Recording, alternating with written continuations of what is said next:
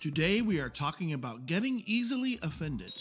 That means that you let everything that happens to you hurt your feelings, get you upset, or change your good mood into a bad attitude. Christians who get easily offended need to change. The truth is, most of us get easily offended or mad if someone changes something we're used to. We get offended or upset if we think a game is unfair and someone else wins. Some people get easily offended if they get corrected by a coach or a parent.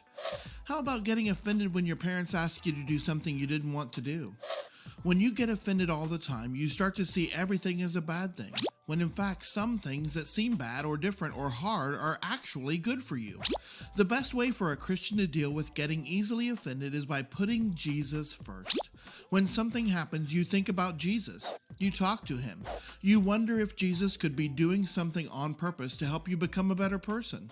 The more you make things about Jesus, the less you become offended. Then you can see him working in everything that happens in life. Let's go to the Bible and read about someone who knew that he had to put Jesus first in everything before himself. This is John. He was Jesus' cousin, and he looked kind of strange. He wore animal fur for clothing, he lived in the woods, he ate grasshoppers and honey, and he didn't hang around people a lot when he was young. You've probably heard of him as John the Baptist because he baptized people who wanted to be forgiven of their sins and start following God. He would take them to the river and dunk them under the water while he prayed. That was called baptism. When John was older, people loved him and could tell that he was someone special to God. They even thought he might be the Messiah, the Son of God. But John wasn't. He was the one who would tell people that Jesus was coming and that Jesus was the Son of God. John and his followers were baptizing a lot of people. Then Jesus and his followers came along and began to baptize even more people. John's friends got offended. They didn't like Jesus' disciples baptizing more people than they were. John explained to them that Jesus was God's son and that he should be more important than them. John knew what was happening was not bad. In fact, Jesus taking over was a great thing for him, his friends, and all of God's children. We can learn a lot from John. When things happen and we get offended, we need to step back and let Jesus be first.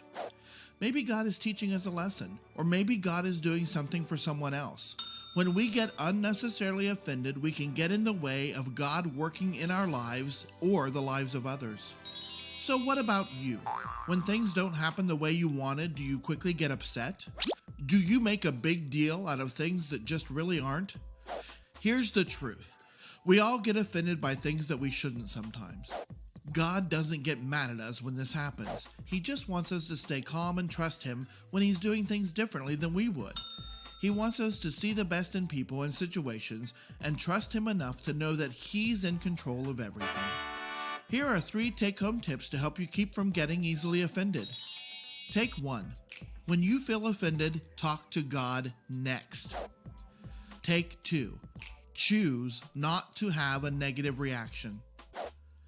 Take 3. Forgive others quickly. Remember, treat others the way you want to be treated. Have a great week.